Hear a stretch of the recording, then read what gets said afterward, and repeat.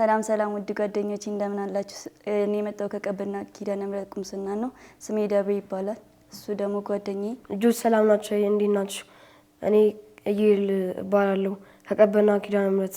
ልጆች የዛሬ የመጀመሪያ ትምህርታችን የሚሆነው በአባ ሲሆን መንፈሳዊ ትምህርት ነው። ቀጣይ ደግሞ ትረካ ይቀርብልናል። ልጆች በመቀጠል አሃድ ድራማና ክራፍት ይቀርብላቸዋል። አብራችን ቆዩ። እኔና እየል ተመልሰን እንመጣለን። መልካም ቅዳሜ።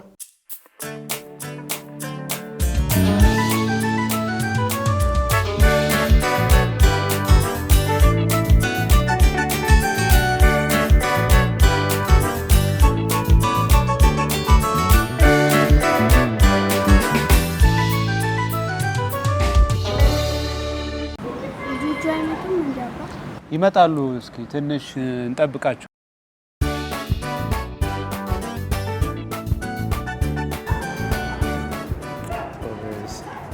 እግዚአብሔር ይባርክ፣ እግዚአብሔር ይባርክ፣ እግዚአብሔር ይባርክ። እንዴት ነሽ? ደህና ነህ? እንዴት ነህ? ዛሬ ምንድን ነው የምንማረው አባ? ዛሬ የምንማረው ስለ ርህራሄ ነው። ነገር ግን ከዛ በፊት ግን ጸሎት እናደርጋለን። እሺ እሺ። በስመ አብ በወልድ በመንፈስ ቅዱስ አንድ አምላክ አሜን። ቅዱስ አባታችን ሆይ ስለጠበከን ስለረዳህን ይህንን ጊዜ ስለሰጠህን እናመሰግንሃለን። ይህ የምንማረው ትምህርት ደግሞ በደንብ ገብቶን በህይወት እንድንኖር በደንብ እንዲገባን በመንፈስ ቅዱስ እንድታነሳሳንና እንድትረዳን በጌታችን በኢየሱስ ክርስቶስ ስም እንለምንሃለን። አሜን። ጸጋዬ የሞላሽ ማርያም ሆይ ሰላም ላንቺ ይሁን፣ እግዚአብሔር ካንቺ ጋር ነው፣ ከሴቶች ሁሉ የተባረክሽ ነሽ፣ የሆድሽ ፍሬ የተባረከ ነው። ቅድስት ማርያም የአምላክ እናት ለእኛ ለኃጢአተኞች አሁንም በሞታችን ጊዜ ለምኝልን። ለአብ ለወልድ ለመንፈስ ቅዱስ ምስጋና ይሁን አሁንም ዘወትርም ለዘላለሙ አሜን። ኪዳነ ምሕረት እናታችን ሆይ ለምኝልን። በስመ አብ በወልድ በመንፈስ ቅዱስ አንድ አምላክ አሜን። እንዴት ናችሁ? በድጋሚ ደህና ናችሁ? ደህና እግዚአብሔር ይመስገን። ዛሬ ስለ ርህራሄ እናወራለን። ስለ ርህራሄ እንማራለን። ርህራሄ ማለት ከዚህ በፊት ሰምታችኋል? ርህራሄ ማለት ምን እንደሆነ ታውቃላችሁ? አዎ፣ ካላወቃችሁ ችግር የለም፣ ዛሬ ታውቃላችሁ። ያወቃችሁ ደግሞ ዛሬ የበለጠ ታውቃላችሁ። እና እግዚአብሔር ደግሞ ስለ ርህራሄ የሚናገረው ነገር አለ። እሱም በኋላ ላይ እግዚአብሔር ቃል እናነብና ከዛ በኋላ አንዳንድ ነገሮችን እያየን ትምህርታችን እንቀጥላለን ማለት ነው። እና የምታውቁትም ማታውቁትም ርህራሄ ማለት እንግዲህ ብዙ ነገሮች ልናወራ እንችላለን። ርህራሄ ማለት መራራት ማለት ነው። ለሰው መልካም ሀሳብ፣ መልካም አስተሳሰብ ማሰብ ወይም መመኘት ማለት ነው። ርህራሄ ማለት ከተንኮል እንደዚህ ከመሳሰሉ መጥፎ ከመሳሰሉ ነገሮች ስለ ሰው ክፉ ከማሰብ እነዚህ ነገሮች ሁሉ መራቅና ስለ ሰው ክፉ ከማሰብ ይልቅ መልካም ነገር ማሰብ ማለት ነው። መልካም ነገር መመኘት ማለት ነው። ርህራሄ ማለት ደግሞ በሌላ አገላለጽ ለሌላ ሰው መራራት ወይም ደግሞ ምህረት ማድረግ ማለት ነው። ምህረት ማድረግ ታውቃላችሁ አይደል? ይቅርታ ማለት ወይም ይቅርታ መጠየቅ ማለት ነው። የርህራሄ አንድ ሰው ርህሩህ ነው ሲባል ቶሎ ለሰዎች ይቅርታ ማድረግ ይችላል፣ ሰዎችንም ይቅር ማለት ይችላል ማለት ነው። ስለዚህ ሰዎችን በምህረት ማየት ይቅርታ ማለት። ሌላው ደግሞ ርህራሄ ማለት ሰው በሚደርስበት መከራ እኛም እንደደረስብን አድርገን መቁጠር ማለት ነው። ወይም በሰዎች ሀዘን መደሰት ሳይሆን ምን ማድረግ ነው? ማዘን ማለት ነው። በሰዎች ስቃይ መደሰት ሳይሆን እኛም በሚሰቃዩት ስቃይ ማዘን እንዲሰማን ማድረግ ማለት ነው። የሰዎችን ስቃይ እኛም ስናዝን፣ የሰዎችን መከራ አይተን እኛም ስለ መከራቸው ስናዝንላቸውና ስናስብላቸው ያ ምን ይባላል ማለት ነው? ርህራሄ ይባላል ማለት ነው። ርህራሄ ማለት ሌሎች የሚቸገሩ ሰዎችን አይቶ ዝም አለ ማለት ማለት ነው።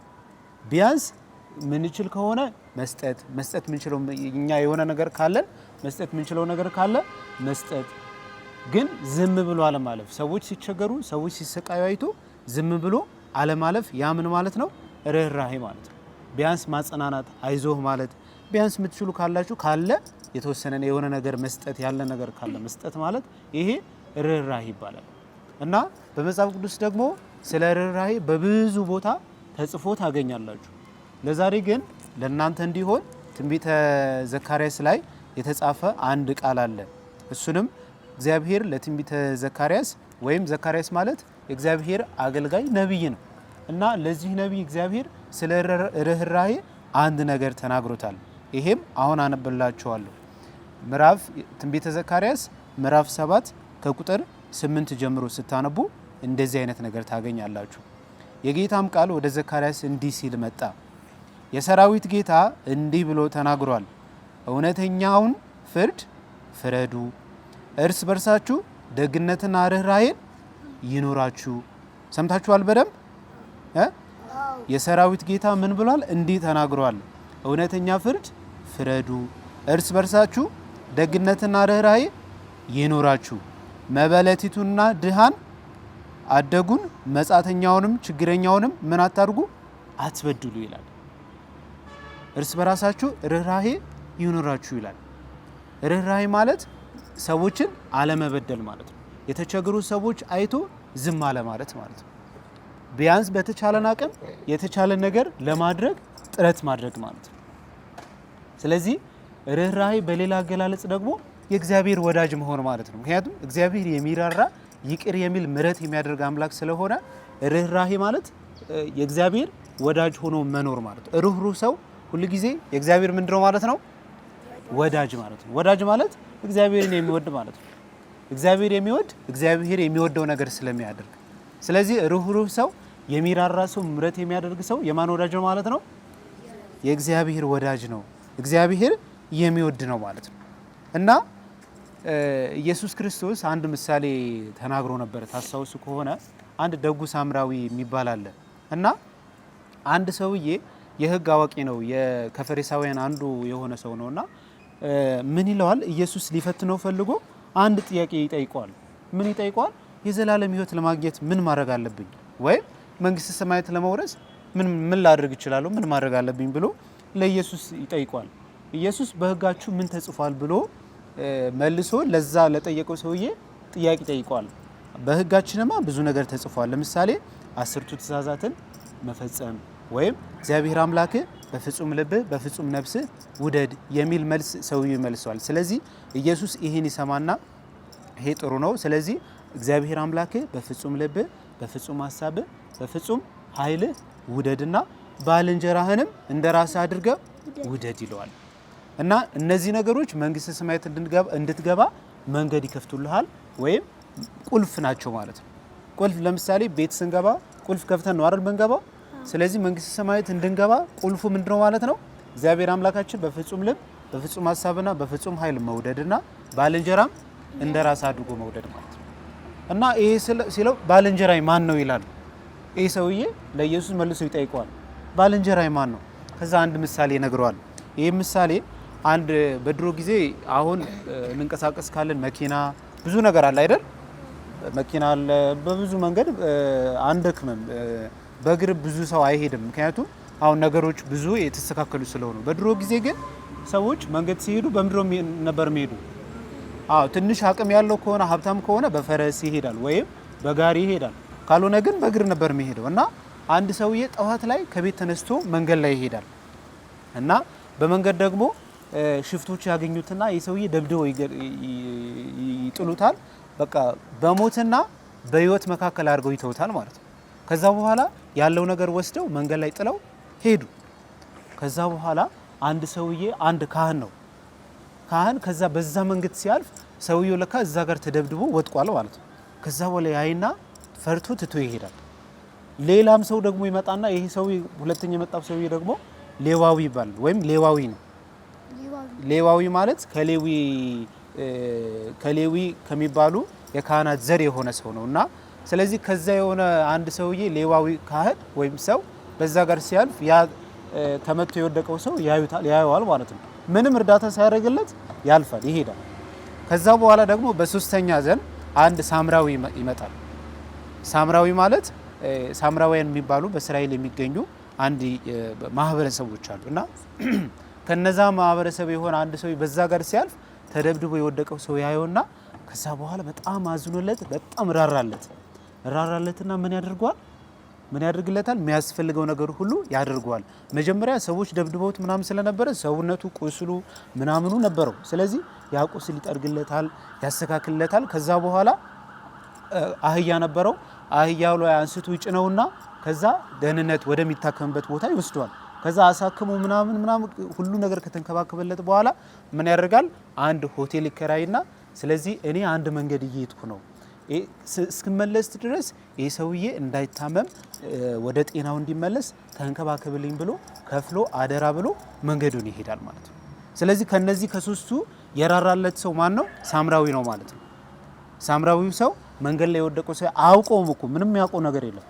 ማን እንደሆነ ማን እንደደበደበው መች እንደተደበደበ ምንም ያውቀው ነገር የለም። ነገር ግን ያ ሰውዬ ወድቆ መከራ ላይ ስላለ ግን ምን አደረገለት? ራራለትና የሚያስፈልገው ነገር ሁሉ አደረገለት። ይህ ሰውዬ ጤናውን ያገኝና ወደ ቀድሞ ማንነቱ ይመለስና ወደ ስራው ይመለሳል ማለት ነው።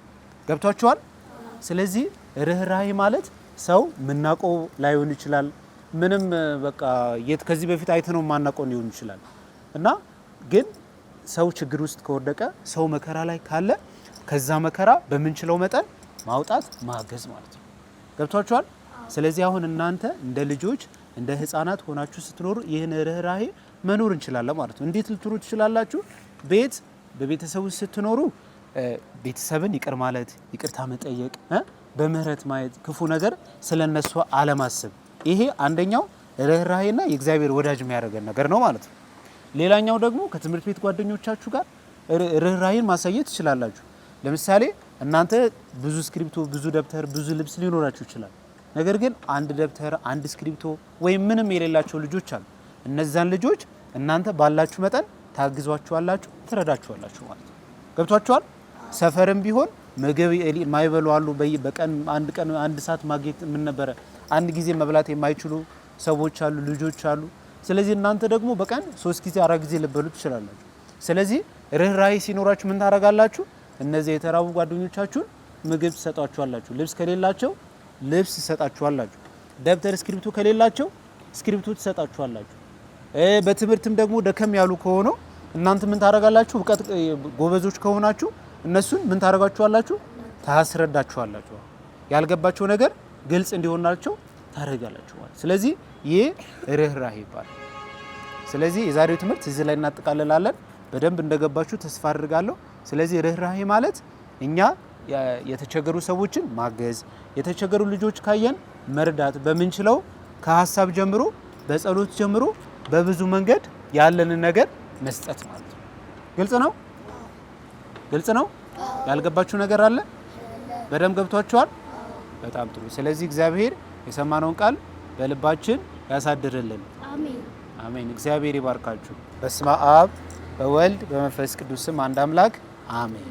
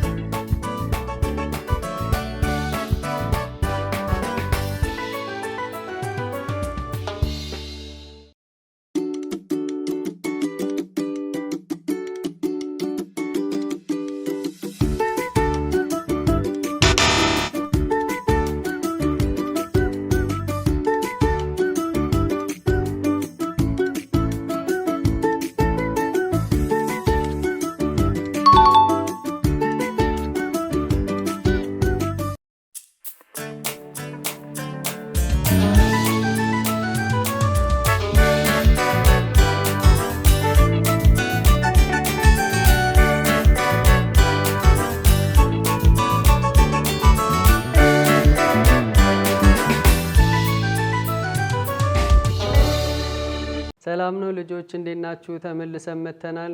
ዛሬም እንደተለመደው ክራፍት እንሰራለን። ዛሬ ደግሞ የንጉስ አክሊል እንሰራለን። ስለዚህ አሁን የሚያስፈልገን እኒን ለመስራት እንዲህ ቀድመን ያዘጋጃናቸው ነገሮች አሉ። እኒን አሁን እንሰራለን፣ እነሱም ያሳያቸዋል። በመጀመሪያ ይሄንን ለመስራት እዚሁ A4 ፔፐር ከለር በፈለጋችሁት መሆን ይችላል። ስለዚህ ይሄንን ደግሞ ለመስራት ሌላ የሚያስፈልገን ወረቀት፣ ግሉ፣ ማጣበቂያ ማንኛውም ሊሆን ይችላል እና ምልክት ለማድረጊያ ደግሞ ማርከር፣ እስራስ ወይ እስክሪብቶ ያላችሁ ምልክት ማድረጊያ መጠቀም እንችላለን። ስለዚህ ዛሬ ከኔ ጋር የሚሰሩት ሁለት ልጆች አሉ። የመጣነውም ከኪዳነ ምሕረት ነው። ዘኪዮስ ኪዳኔና ሳሮን አስፋው አንድ ላይ ሆነን ይህንን ክራፍት እናሳያቸዋለን። ወደ ስራችን እንገባለን። በመጀመሪያ ወረቀቱን እኩል ለእኩል እዚች ጋር ጫፏን ይዘን ከዛ ወደዚህ እጥፍ እናረጋትና እኩል እንዲመጣልን አድርገን እጥፍ እናረጋለን።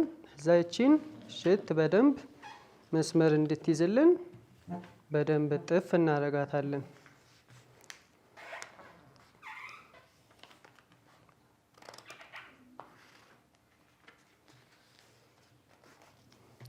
ጎበዞች በደንብ እጥፍ አድርጋት መስመር እንድትይዝልን እዛው ጠረጴዛው ላይ እንዳለ ሽት።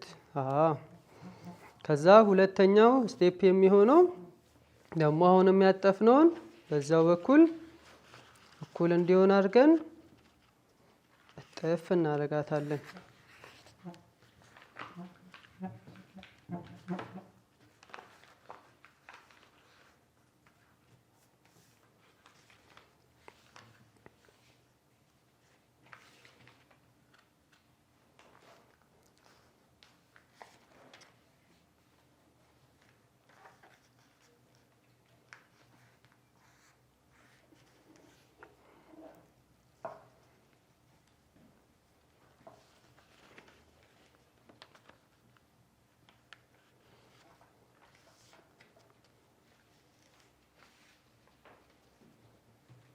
እሺ አንቺን እንዲያርጋችሁ እቺን እጥፍ እቺንም እጥፍ እናረጋታለን።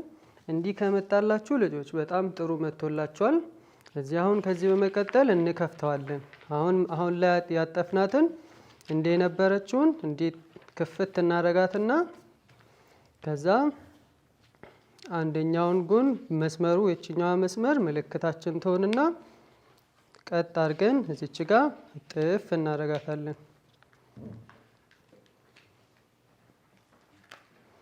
በደንብ ምልክቷ እንድትታይ በደንብ እንሄድላታለን። ከዛ በመቀጠልም ደግሞ አንደኛውንም በተመሳሳይ መልኩ መስመሯን ይዘን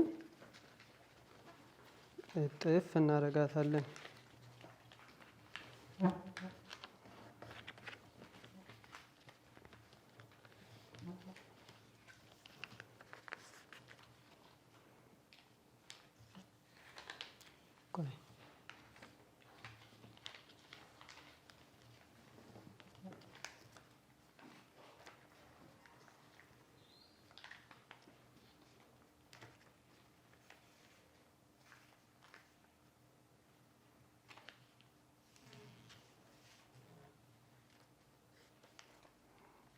በጣም አሪፍ። እቺን ትንሽ ብቻ በጥፍርሽ እቺን እንዲህ ሽት በደንብ መስመሯን እንድትይዝልን እቺንም በጣም ጥሩ።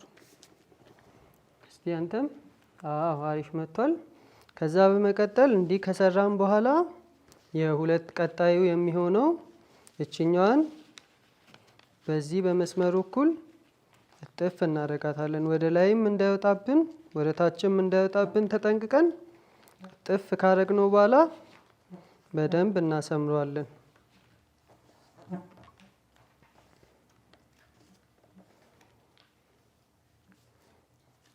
ጎበዝ።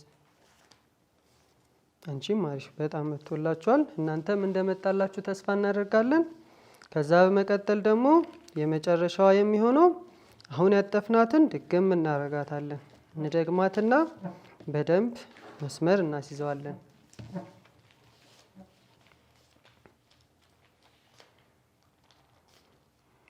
በጣም አሪፍ ጎበዝ። እስቲ አሁን ለልጆች የመጣልንን እናሳያለን።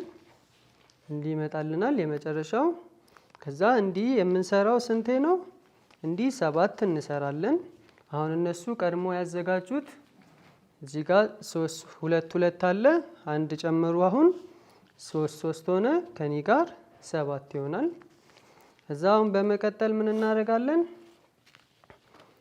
እዚች ጋር በተመሳሳይ መስመር እንዲሆን አድርገን እኛውን መስመር እየጠበቅን በዚህ በኩል እችኛውንም መስመር በዚህ በኩል ያው እዚህም ጋር ያለው መስመር አለ ቀድመን ምልክት ስላደረግነው ነው። እሱን እቺኛዋን ጠብቀን ወደ ታች እንወርዳለን።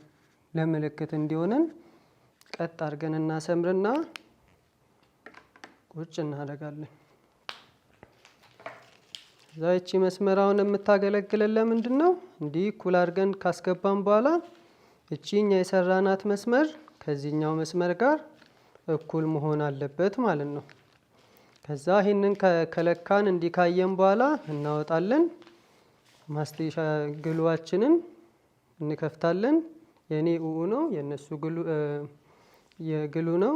ስለዚህ ማንኛውንም እንትን መጠቀም እንችላለን ማጣበቂያ።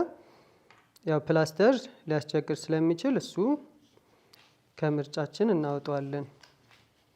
በደንብ አድርገን እንዲህ ከቀባን በኋላ እነሱም እስከ መሀለኛው ይቀባሉ መስመር እስከ ምልክታችን።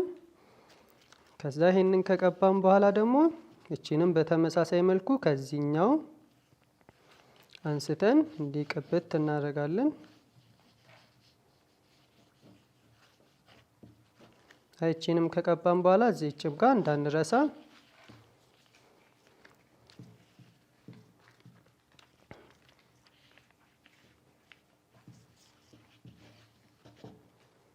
ግሏችን የምናጣብቀው ነገር እንዳይደርቅብን ስክት እናደርጋለን። ከጨረስን በኋላ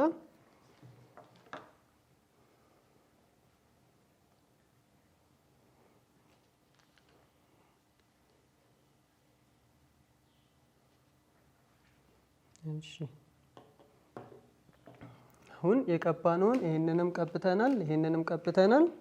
እዛ እቺን ቅድም እንደተባባል ነው ምልክት እንድትሆነን እቺኛዋን እኩል እናደርግና ከዚህኛዋ መስመር ጋር እቺ ጋር ካለችዋ እኩል እንድትሆንልን ወረድ እናደርጋታለን። እዛ ወረድ ካደረግነው በኋላ እቺኛዋን የቀባናትን ሽፍን እናደርጋታለን። እዛ በደንብ እንዲይዝልን በደንብ አድርገን እናሸዋለን።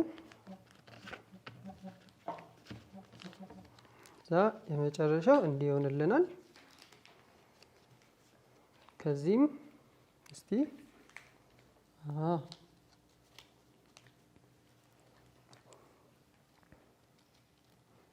አሁን እስቲ የሰራችሁትን ለልጆች እናሳያቸው በደንብ አድርገን። ከዛ አሁን ደግሞ በመቀጠል ድጋሚ ባረግ ነው እሱ ጋር አሁን አንድ ስለወሰድኩ የእሷን ደግሞ እንትን እንልና አሁንም በተመሳሳይ መልኩ ተመሳሳይ እንትን ይሆናል። እቺኛዋ ምልክት እናደርጋለን። ከዛ የምንቀባው የትኛውን ነው? እቺኛዋን እንቀባታለን ድጋሚ።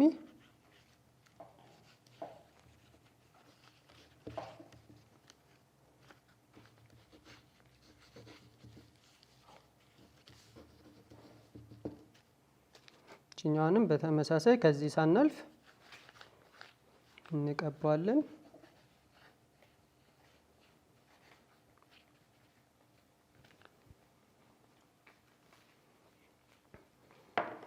ከቀባን በኋላ ምልክታችን ሁሉ ጊዜ የምትሆነው እቺ መስመርኛ ያሰመርናት ነች በጥቁር እዚህ ጋር ከዚህኛው ጋር እኩል መሆኑን እናስተያያለን።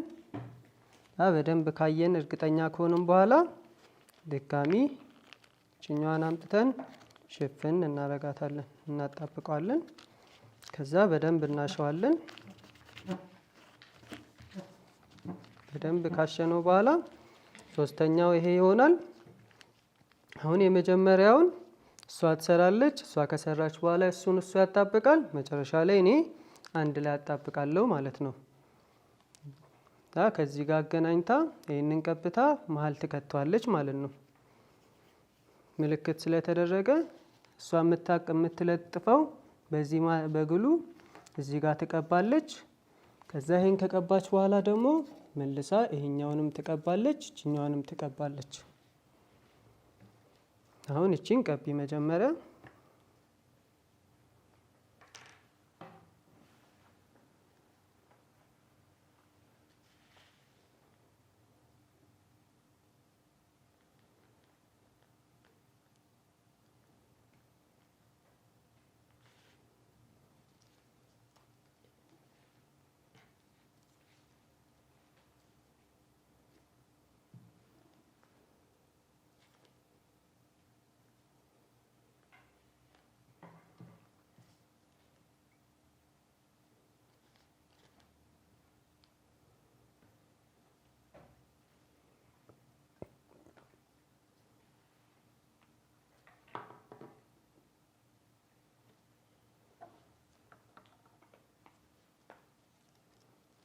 ይሄ ምልክት እንዲሆነን አድርገን እችኛዋን ምልክት አድርገን እሷ ትሰራልናለች በደንብ አድርጋ። ከዛ እንዲህ ካጣበቀች በኋላ በደንብ እሽት ታደርጓለች።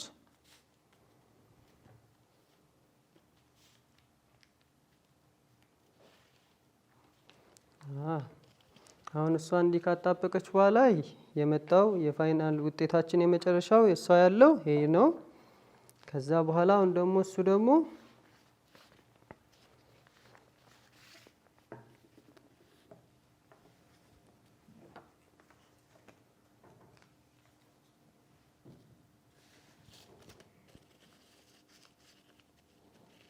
አሁን እዚች ጋር ምልክት እናደርግና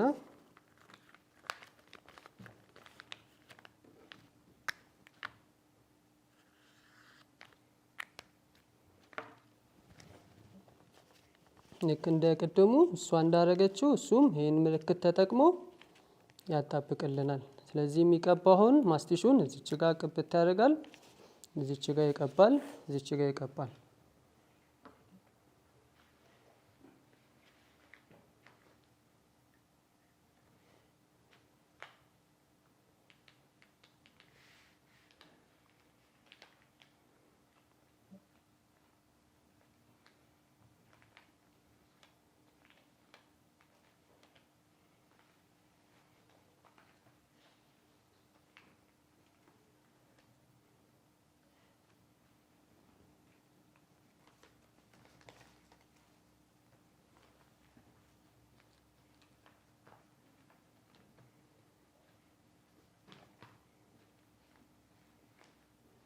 እዚችም ጋር ቀባት ስላልያዘችልን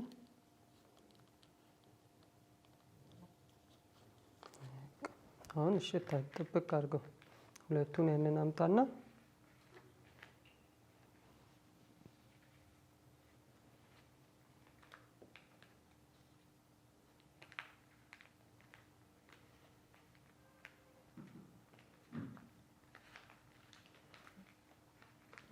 እችኛዋን እኩል እሱን ሳይሆን እችኛዋን እናንተም ልጆች በደንብ እያያችሁ እሱ ያደረገውን እንዳናደርግ በደንብ አድርገን እቺን ወደዚህ ከሳብን በኋላ ጥብቅ እናረጋታለን።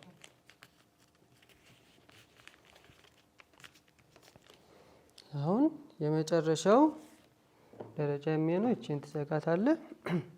አሁን እንዲህ ከመጣልን በኋላ የመጨረሻው እጥፍ እናረጋታለን። እጥፍ ፍክስና ከማድረጋችን በፊት እዚች ጋር ትንሽ ስለተለያየችብን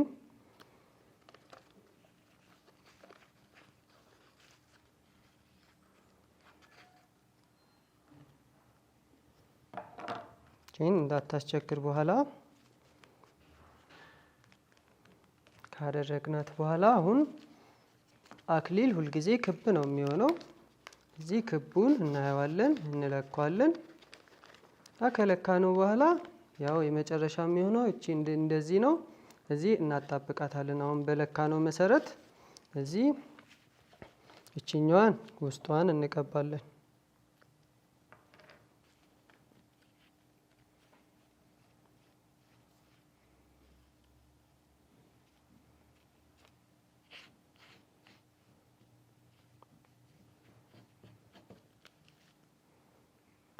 እቺ መታ ወደ ውስጥ ስለምትገባ ይሄንኛውንም ደግሞ የውጭውን በደንብ እንቀባለን። እስከ እዚችኛዋ መስመር ድረስ ምልክት እንድትሆነን አድርገን በደንብ እንቀባዋለን።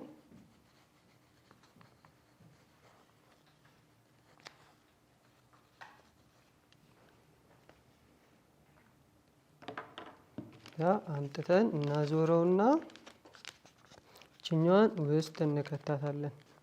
የሰራናት ክፍት ቦታ ላይ እችኛዋን በደንብ ከከተትናት በኋላ የመጨረሻ ውጤታችን የሚሆነው ያው የሚያምር ደስ የሚል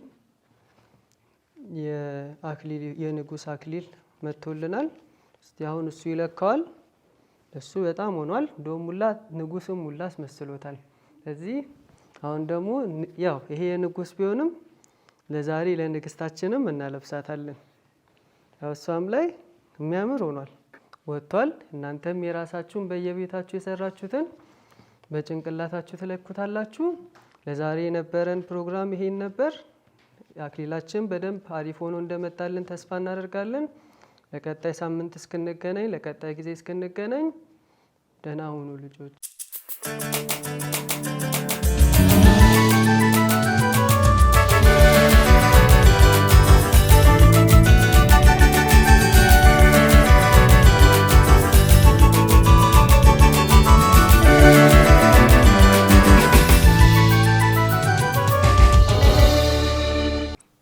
ሰላም ውድ ጓደኞቼ እንደምን አላችሁ? እኔ ክርስቲያን ዮሴፍ ነኝ። በሰላም ካቶሊክ ቴሌቪዥን የልጆች መንፈሳዊ ፕሮግራም ትረካ አቀርብላችኋለሁ። የዛሬው ርዕሳችን የ12 ሐዋርያት መጠራት ነው። የ12 ሐዋርያት መጠራት።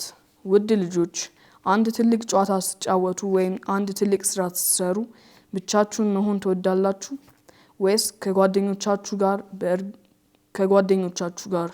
በእርግጥ ከጓደኞች ጋር መሆን ደስ ይላል።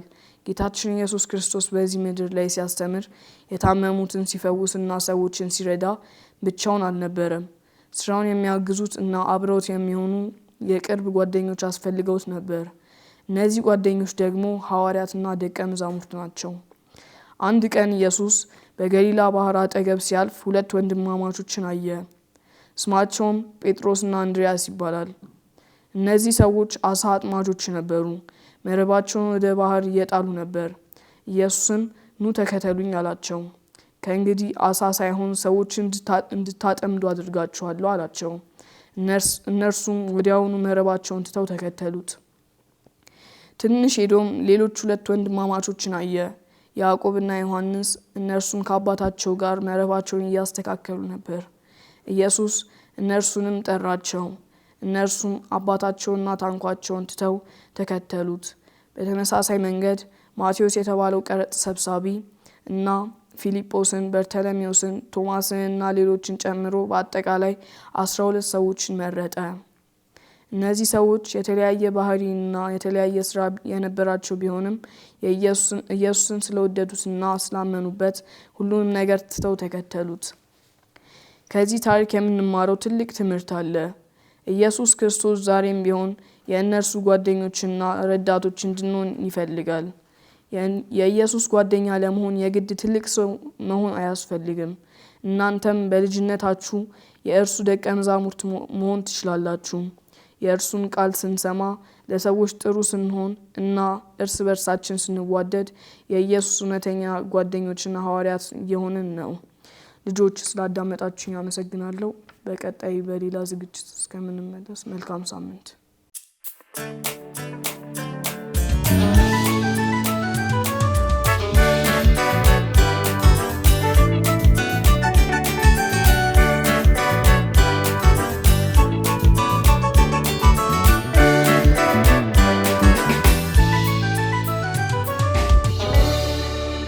ልጆች ፕሮግራማችን ጥሩ ነበር።